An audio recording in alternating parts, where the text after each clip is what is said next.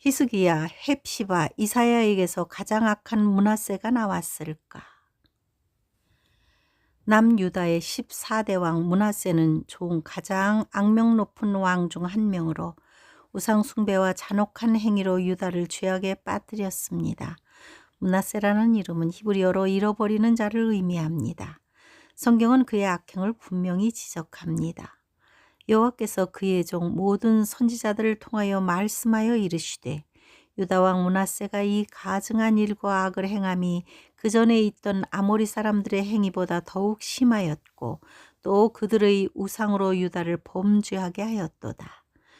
므낫세는 아버지 히스기야가 철저히 제거했던 산당을 다시 세우고 북이스라엘의 아합 왕을 본받아 바알과 아세라를 위한 제단과 목상을 만들었습니다. 심지어 여호와의 성전 마당에 하늘의 태양, 달, 별을 숭배하는 제단을 설치하고 이방 신들을 숭배하는 데 너무나 열심이었기 때문에 자기 아들을 불 가운데로 지나가게 하는 끔찍한 제사를 행했습니다. 점술, 사술, 신접 등 금지된 행위를 일삼았으며 무고한 사람들을 대량 학살했습니다. 전승에 따르면 그 중에는 그의 외접으로 추정되는 선지자 이사야도 포함되어 톱으로 잔인하게 살해되었다고 전해집니다. 훌륭한 가문에서 나온 악한 왕 므낫세의 출신은 아이러니하게도 매우 훌륭했습니다. 그의 아버지 히스기야는 유다 역사에서 신앙과 개혁으로 칭송받는 왕이었고 어머니 헵시바는 이름 히브리어로 나의 기쁨이 그녀에게 있다라는 뜻이 신앙심 깊은 인물을 암시합니다. 외족으로 여겨지는 이사야는 하나님의 뜻을 전한 위대한 선지자였습니다. 이렇게 신앙 깊은 가문에서 므낫세와 같은 악한 왕이 나왔다는 사실은 많은 이들에게 의문을 남깁니다. 어떻게 이런 일이 가능했을까요? 므낫세의 악행에 영향을 미친 요인들. 므낫세의 악행을 이해하려면 몇 가지 요인을 살펴볼 필요가 있습니다. 히스기야의 말년과 므낫세의 어린 시절. 므낫세는 12세의 왕이 올랐습니다.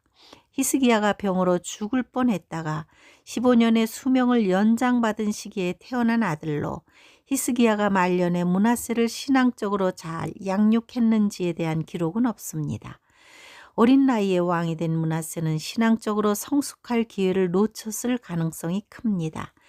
반면 헵시바는 신앙적인 어머니였을 것으로 추정되지만 므낫세의 악행을 막지 못한 점에서 그녀의 영향력이 제한적이었을 수 있습니다. 일부 학자는 헵시바가 이사야의 딸일 가능성을 제기하며 이사야가 왕궁에 자주 드나든 이유로 이를 설명하기도 합니다. 국제정세와 정치적 선택. 므낫세가 BC 642년에 통치하였던 10년 전인 697년부터 히스기야와 공동 통치를 했고 단독 통치는 687년부터 시작되었습니다. 므낫세가 통치하던 시기는 아시리아 제국의 강력한 패권 아래 있었습니다. 사네립은 아수르의 왕이었으며 기원전 681년까지 통치했습니다. 아수르의 기록에 사네립의 아들이자 후계자인 에사르 하돈의 충성스러운 봉신으로 언급되어 있습니다. 므낫세가 에사르 하돈의 건축 공사를 위한 자재를 제공하는 데 필요한 22명의 왕 가운데 포함되었다고 나와 있습니다. 이 대가로 므낫세의 통치 기간 동안 비교적 유다가 안정된 시기를 가졌음을 시사합니다. 므낫세는 생존을 위해 아시리아에 협력하며 그들의 종교적 관습을 받아들여 다신교 정책을 펴며 그의 아버지의 업적을 역전시켰습니다. 므낫세의 우상 숭배는 단순한 신앙적 타락이 아니라 아시리아의 압력에 굴복하고 히스기야의 개혁 노선을 뒤집으려는 정치적 전략이었을 수도 있습니다.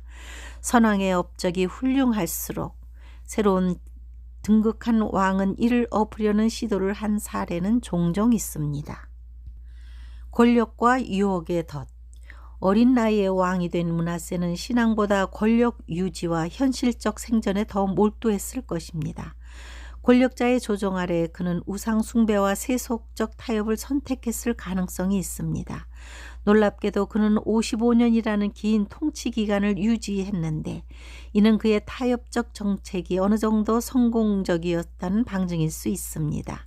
그러나 이는 신앙적 순수성을 희생한 대가였습니다. 므낫세의 회개와 그 의미. 흥미롭게도 므낫세는 말년에 극적인 변화를 겪습니다. 아시리아의 포로로 잡혀 바벨론으로 끌려간 그는 쇠사슬에 묶인 채 고난을 당했고 그곳에서 하나님께 간구하며 회개했습니다. 그가 환난을 당하여 그의 하나님 여호와께 간구하고 그의 조상들의 하나님 앞에 크게 겸손하여 기도하였으므로 하나님께서 그의 기도를 들으시사 예루살렘에 돌아와 다시 왕위에 앉게 하셨다. 왕으로 복귀한 므낫세는 우상을 제거하고 여호와의 제단을 복구하며 신앙 회복을 위해 부분적으로 노력했습니다. 그러나 그의 초기 악행은 너무 깊이 뿌리 박혀 있었고 하나님의 평가는 여전히 냉정했습니다. 에레미야는 유다의 심판이 므낫세의 죄악 때문이라고 기록했습니다. 유다 왕 히스기야의 아들 므낫세가 예루살렘에 행한 것으로 말미암아 내가 그들을 세계 여러 민족 가운데에 흩으리라. 신앙의 계승과 개인의 선택. 므낫세의 사례는 신앙이 부모로부터 자식에게 자동으로 계승되지 않는다는 점을 보여줍니다. 훌륭한 가문 출신임에도 그는 악을 선택했고 반대로 말년에 회개하며 선을 추구했습니다. 이는 신앙이 개인의 선택에 달려 있으며 그 책임 역시 스스로 지는 것임을 시사합니다. 신앙교육의 중요성은 분명하지만 최종적인 결과는 각자의 결단에 의해 결정됩니다. 므낫세는 히스기야, 헵시바, 이사야라는 훌륭한 가문에서 태어났지만 어린 나이 정치적 압박, 권력의 유혹 속에서 악한 길을 걸었습니다. 그러나 그의 회개는 하나님의 용서가 누구에게나 열려 있음을 보여줍니다. 다만 그의 초기 악행이 유다에 끼친 영향은 되돌릴 수 없었고 이는 신앙의 결과가 개인을 넘어 공동체에까지 미친다는 점을 일깨웁니다. 결국 신앙의 여정은 누가 대신해 줄 수 없는 오직 본인만이 책임질 수 있는 길입니다.